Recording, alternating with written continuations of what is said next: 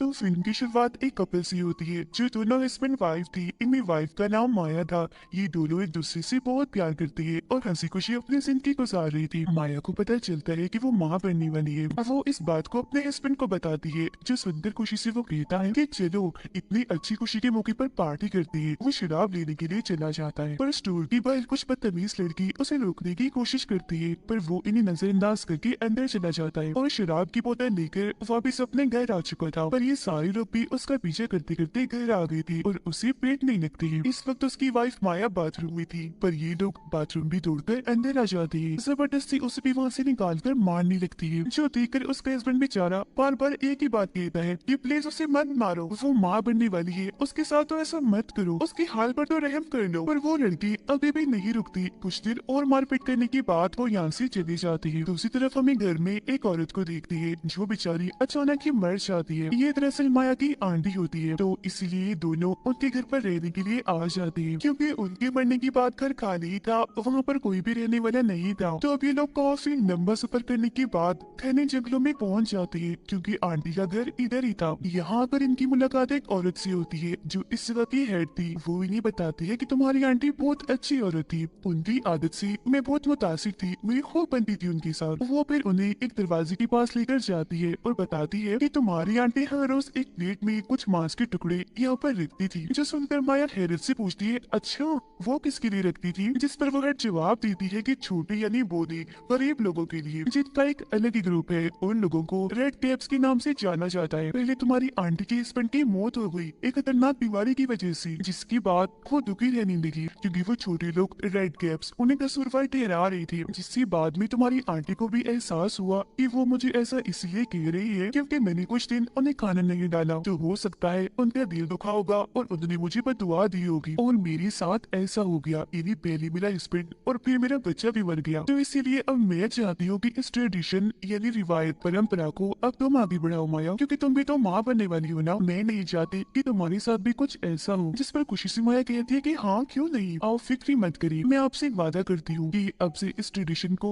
मैं आगे बढ़ाऊंगी, अपनी आंटी की जगह मैं लूंगी। माया को यहाँ एक तस्वीर मिलती है जिसमें एक छोटी सी बच्ची थी, जिसे देख वो समझ जाती है कि ये जरूर मेरी आंटी की बेटी होगी। आज ही वो सुपरमार्केट चली जाती है जहाँ से जरूरत का सारा सामान मिलता था। वो वहाँ से बहुत सारी चीजें खरीदते हैं। ये लोग पैसे देने के लिए जब काउंटर पर जाती है तो स्टोर का मालिक इनसे पैसे नहीं लेता, ये कहती हुई कि तुम उस घर में रहने के लिए आई हो तो मैं तुमसे पैसे नहीं ले रहा हूँ। तो ये लोग खुशी खुशी सामान लेकर यहाँ से जाने लगते हैं। रास्ते में एक वीरान जगह पर रुकते हैं जहाँ एक फैमिली रहती थी जिसका नाम विलन फैमिली था। ये दोनों एक बार में जाते हैं जहाँ ये सारे लोग एक नजर बस इन्हें ही गोली जा रही थी। फिर अचानक नॉर्मल होकर सारे लोग इनका वेलकम करते हैं। ये लोग जब बैठे थे तो इनके पास एक बूढ़ा आदमी आता है, कहता है कि बेटा मेरी एक बात हमेशा याद रखना, उस फैमिली के हेड विलन और उनके बच्चों से अपनी वाइफ को दूर ही रखना। अब बार की मालिक यानी हेड कहती है कि मैंने तुम्हारे जिम्मे कोई काम लगाया था, किया रेड कैप्स को खाना डाला? जो सुनकर माया कहती है, ओ शिट मैं तो भूल गई थी कि उन्हें भी खाना डालना है। ये सुनकर वो हेड माया को साइड में लेकर जाती है और कहती है कि तुमने क्या किया,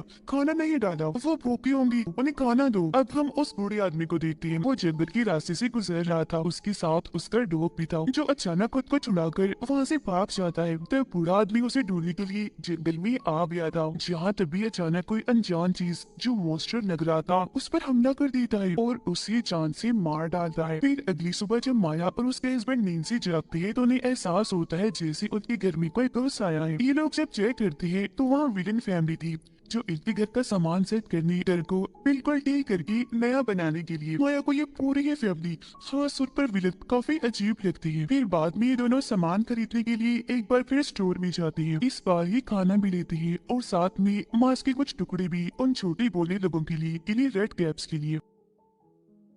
सामान खरीदने के बाद अपनी आंटी की कब्र पर जाती है फूल चढ़ाने के लिए। यहाँ पर तभी एक फादर भी आ जाता है जो इन दोनों को बता रहा था कि तुम्हें ये तो पता चल ही गया होगा कि तुम्हारी आंटी की बच्ची की भी मौत हो गई है, जो एक लड़की थी, मगर उस बच्ची की लाश आज तक नहीं मिली। जो सुनकर दोनों ही काफी हैरान रह जाती है। घर जाते हुए इन दोनों को हेड मिलती है। माया उसे पूछती है कि तुमने तो कहा था कि आंटी की बेटी की मौत हो गई है, पर फादर ने तो हमें ये बताया है कि उसकी लाश कभी मिली ही नहीं। तब हेड सच बताती है कि असल में तुम्हारी आंटी ने उन बुरे लोगों के साथ एक डील की थी। डील ये थी कि वो अपने हस्बैंड को बीमारी से बचाना चाहती थी, जिस पर बुरे लोगों ने बीमारी को ठीक करने के बदले तुम्हारी आंटी से उसकी बच्ची मांग ली, तो मजबूरन उन्हें अपनी बच्ची बोनो को देनी ही पड़ी। उसकी बात सुनकर माया को यकीन नहीं आता और ये दोनों यहाँ से निकल जाती है। माया जब नहाने के लिए वॉशरूम में जाती है तो तभी उसकी नजर खिड़की पर पड़ती है। वहाँ एक आदमी था जो दरअसल विलत का बड़ा बेटा था। वहाँ खड़ा होकर माया को वो घूरने लगता है।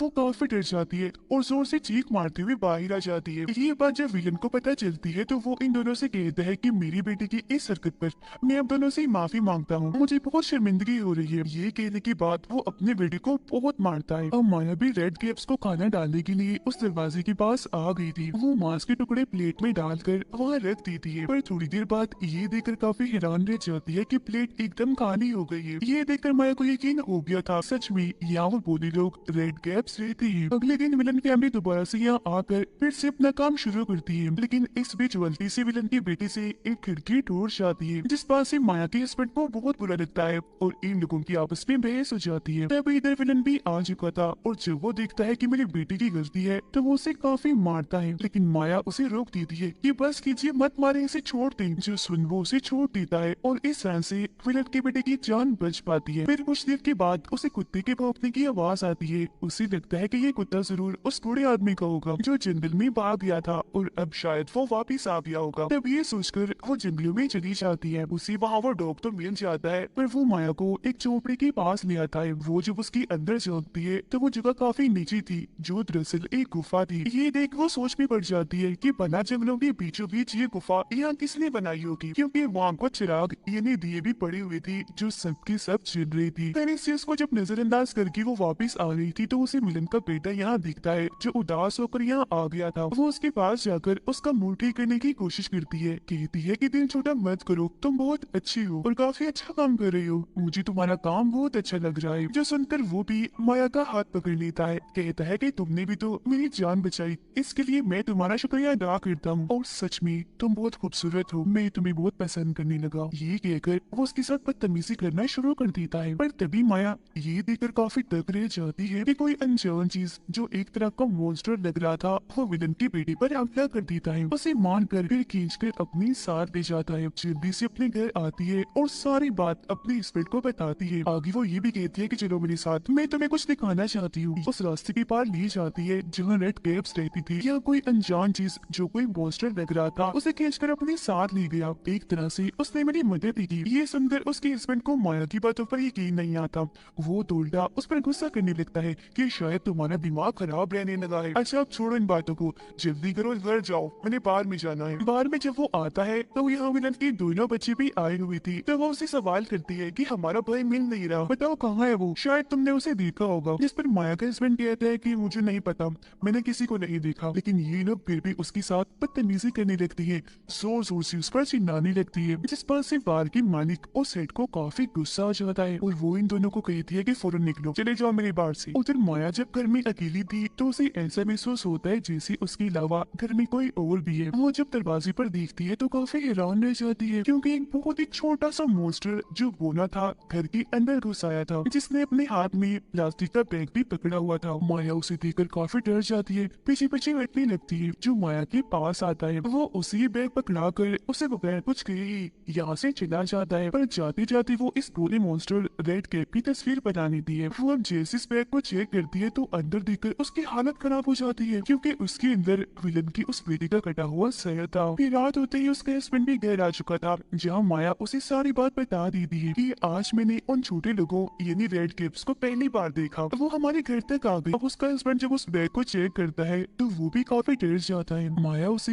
रेड कैप की वो तस्वीर भी दिखाती है जो उसने चिपके से बनाई थी। अब तभी बाहर विलन फैमिली भी आ चुकी थी। बाहर से कहता है कि दरवाजा खोलो, हमें आपसे जरूरी बात करनी है, मेरा एक बेटा नहीं मिल रहा और मुझे शक है कि वो आप लोगों के साथ है। ये सुनकर ये तो करके बाकी दरवाजे भी बंद कर लेती है और अंदर से माया का हस्बैंड कहता है कि हमारे साथ तुम्हारा बेटा नहीं है तो तुम यहाँ से चली जाओ, अगर तुम ना गई तो मैं पुलिस को यहाँ बुला लूंगा। अब ये सुनकर विलन फैमिली इनके घर की सारी तारें काट देती है, जिसके जरिए ये पुलिस से रब्ता कर पाती।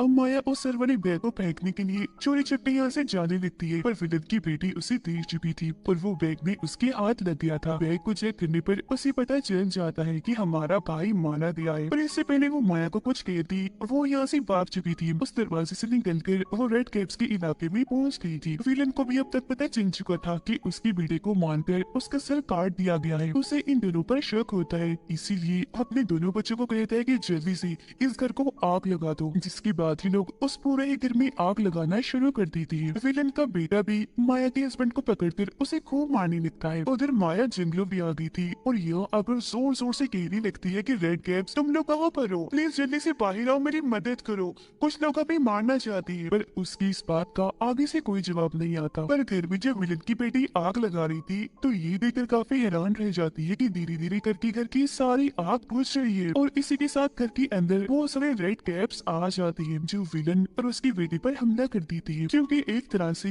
ये माया और उसके हस्बैंड की मदद करने आए थे। विलन और उसका बेटा इन रेड कैप्स इन्हीं बोलों को देखकर काफी हैरान रह जाते हैं। वो सोच रहे थे कि इनके बारे में तो हमने सिर्फ किताबों में ही सुना था, पर ये तो सच में पाई जाती है। इधर तब तक माया भी वापस आ गई थी। जब उसे विलन की बेटी देखती है तो पकड़कर मारने लगती है। जहाँ तभी इनके पास भी रेड कैप्स आ गई थी। वो माया को छुड़ाकर विलन की बेटी को वहाँ बांध लेती है, मार कर उसे तड़पाने लगती है। वो उसे इतनी दर्द देती है कि आखिरकार उसकी मौत ही हो जाती है। जिसके बाद ये रेड कैप्स विलन की बेटी को भी पकड़ लेती है, उसे भी मारकर पहले तड़पाती है और आखिरकार फिर चोट से मार डालती है। तभी जख्मी हालत में माया का हस्बैंड भी उसके पास आ जाता है, लेकिन तब तक इनके पास विलन भी आ चुका था। उसने हाथ में गन पकड़ी हुई थी, एक गोली वो उसके हस्बैंड को मार देता है। फिर वो जाता है माया के पास और गुस्से में उसे कहता है कि तुमने मेरे तीनों बच्चों को ही मरवा दिया, इसलिए अब मैं तुमसे अपना बदला लूंगा। मैं तुम्हें नहीं बल्कि तुम्हारे बच्चे को मारूंगा, जिससे तुम भी बिल्कुल वैसे ही तड़पोगी जैसे मैं तड़प रहा हूँ। पर तभी यहाँ बूढ़े आदमी का डॉग आ जाता है जो विलन पर हमला कर देता है और गन उसके हाथ से नीचे गिर जाती है और अब माया उसे उठा देती है। वो इस गन से काफी सारी गोलियां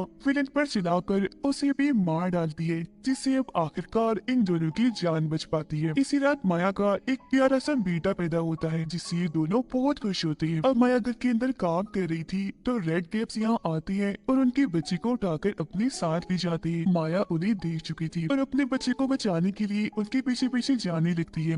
वो उसी गुफा में आ गई थी जहाँ रेड कैप्स रहती है। जैसे ही वो गुफा के अंदर आती है तो यहाँ एक बूढ़ी औरत को देखती है, उसका बच्चा भी वहीं पड़ा हुआ था। माया उसे पहचान लेती है, कहती है तुम तो मेरी आंटी की बेटी हो और हाँ मैं जानती हूँ तुम यहाँ क्यों हो। तुम्हारी मोम ने तुम्हें खुद इन रेड कैप्स को सौंपा था, पर देखो मैंने तो अपना बच्चा इन्हें नहीं सौंपा, बल्कि वो इसे उठा कर ले आई है। मैं उसे खुद लेने आई हूँ, मुझे मेरा बच्चा लुटा दो प्लीज। पर बूढ़ी औरत लाख समझाने के बावजूद भी उसे बच्चा देने से मना कर देती है, जो सुनकर उसे इतना गुस्सा आता है कि वो हमला करके इस औरत को यही खत्म कर देती है। उसके साथ ही वो यहाँ 2-3 रेड कैप्स को भी मार गिराती है, जिसके बाद बाकी बचे हुए रेड कैप्स माया के आगे झुक जाती है, क्योंकि आज से माया इनकी मदद बन गई थी। यहाँ से निकलकर माया सीधा अपने हस्बैंड के पास जाती है। उसके साथ में बहुत सारे रेड कैप्स भी थे जो माया को मदद दे रही थी। वो अपने बच्चे को अपने हस्बैंड को दे रही थी क्योंकि वो यहाँ से जा रही थी रेड कैप्स के साथ। अब से वो भी उस गुफा में वैसे ही रहेगी जैसी बूढ़ी औरत इन रेड कैप्स के साथ रहा करती थी, इनकी मदद बनकर।